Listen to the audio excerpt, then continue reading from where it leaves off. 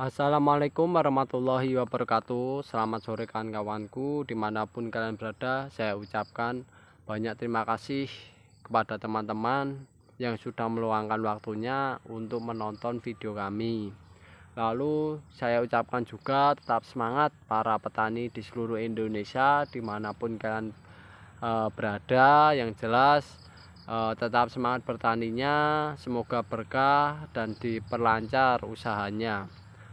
Lalu yang kedua, saya update mengenai lahan tanaman kita, yaitu tanaman jagung manis yang proyeksinya ini untuk tahun baru kan kawan, untuk dijual. Biasanya para anak muda itu sambil nongkrong juga sambil makan jagung bakar. Nah, ini kita sediakan jagungnya yang nantinya akan kita jual di akhir tahun kan kawan, dan penjualannya langsung di pinggir jalan kan kawan, karena kita menargetkan langsung ke konsumen, sehingga ya harapannya keuntungannya itu memperoleh keuntungan yang lumayan kan kawan, semacam itu.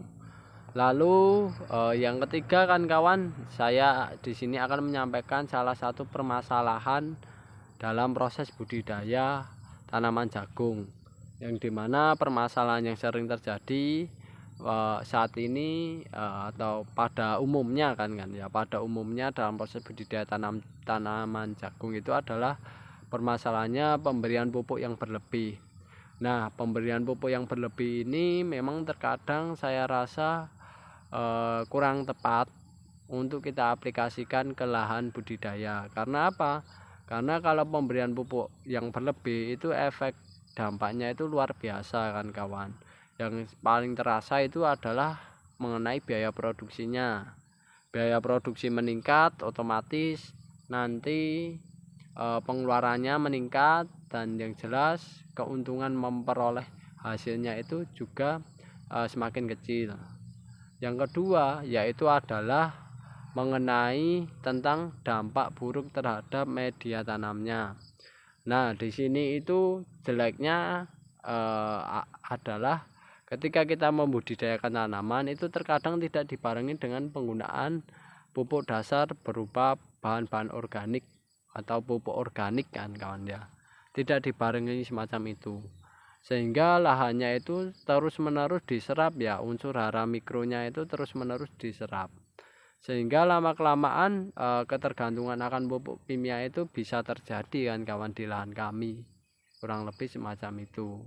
Nah, kalau kan kawan membudidayakan tanaman, saya saranin untuk tanah yang model kayak gini yang bisa diberi pupuk organik, ya kan kawan, berikanlah pupuk organik agar unsur haranya yang tersedia atau kesuburan tanamannya, tanahnya itu bisa terjaga kan kawan, semacam itu, dan berkelanjutan untuk jangka panjang. Karena lahan pertanian ini kalau kawan-kawan tidak jaga kesuburannya, ya kawan-kawan akan mengeluarkan biaya produksi yang cukup tinggi dan keuntungannya semakin mengecil kan kawan. Apalagi harga pupuk saat ini makin lama makin mahal, semacam itu. Nah, pupuk yang diberikan berlebihan ini juga berdampak juga pada hasilnya kan kawan ya, karena sudah ketergantungan. Biasanya itu kalau tidak diberi pupuk yang bagus, tidak diberi pupuk yang jumlahnya cukup banyak, ya hasilnya jelek kan kawan. Nah, ini sebagai akibat karena apa? Karena di lahan itu biasanya pH tanahnya yang terkena pupuk itu makin lama makin asam. Pupuk kimia kan kawan yang saya maksud. Makin lama makin asam, sehingga yang terjadi adalah pH-nya yang ada di media tanam kawan-kawan itu berubah menjadi asam. pH asam maupun pH basah yang berlebihan ya, itu bisa mengakibatkan penyerapan unsur hara itu terhambat. Unsur hara yang terhambat inilah yang menjadikan tanaman itu sulit memperolehnya ya. Jadi karena keterhambatan unsur hara ini kan, biasanya unsur hara itu kalau pH-nya netral itu bisa diserap tanaman secara langsung, cepat dan mudah. Sedangkan kalau pH-nya asam itu kesulitan karena unsur haranya ini terikat dengan zat-zat kimia yang memang terkadang tidak bisa diserap tanaman atau menghambat dalam proses penyerapannya. Nah, oleh sebab itu kawan-kawan perlu ya menetralkan lahan kawan-kawan, menjaga lahan kawan-kawan agar dalam kondisi yang netral, karena ini salah satu faktor eksternal yang sangat-sangat mendukung sekali untuk pertumbuhan dan perkembangbiakan tanaman yang kawan-kawan budidayakan.